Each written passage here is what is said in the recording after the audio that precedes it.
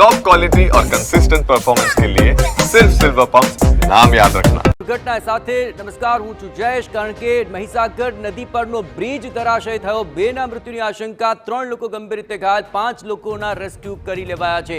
આપણે જણાવે કે આણંદના ગંભીરાથી ભરૂચ તરફ જવાનો આ માર્ગ પર આવેલો બ્રિજ અચાનક જ ધરાશય થઈ ગયો। આ તસવીર આપ જુઓ, બ્રિજ બે ભાગમાં વહેંચાઈ ચૂક્યો છે અને તેમાંથી પસાર થતા 2 ટ્રક, એક કાર, એક પિકઅપ વાન અને 3 થી 4 બાઇક અહીં નદીમાં ખાબક્યા હોવાની વિગતો મળી રહી છે। આકાશી નજારો જુઓ, આ બ્રિજ બે ભાગમાં વહેંચાઈ ચૂક્યો છે અને બ્રિજની બંને તરફથી જે આવતા વાહનો હતા તે આ નદીમાં ખાબક્યા છે, જેમાંથી 2ના મૃત્યુ, 3ની ગંભીર હાલત છે અને 5 લોકોને રેસ્ક્યુ કરાયા છે।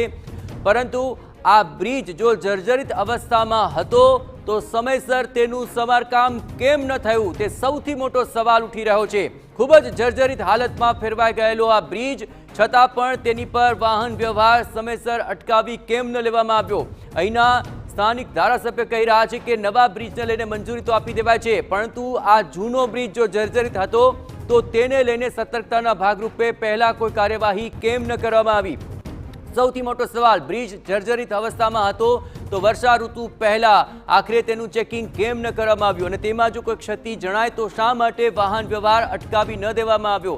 કેમ આ બ્રિજનું સમારકામ સમયસર ન કરી લેવામાં આવ્યું? કેમ આ બ્રિજને લઈને ઢીલાશ વર્તવામાં આવી? શું કોઈ દુર્ઘટનાની રાહ જોઈ રહ્યું હતું તંત્ર? તે સૌથી મોટો સવાલ। આ બે તસવીરો જુઓ, જે બ્રિજ છે તે બે ભાગમાં વહેંચાઈ ચૂક્યો છે, 2 પિલર વચ્ચેનો સ્લેબ ધરાશય થતા આ બ્રિજ પરથી પસાર થતા 2 ટ્રક, એક કાર, એક પિકઅપ વાન અને 3 થી 4 બાઇક સવાર નદીમાં ખાબક્યા હોવાની પ્રાથમિક વિગતો મળી રહી છે, જેમાં 2ના મૃત્યુની આશંકા સેવાઈ રહી છે, 3 લોકો ગંભીર રીતે ઘાયલ થયા છે, 5 લોકોના રેસ્ક્યુ કરી લેવાયા છે।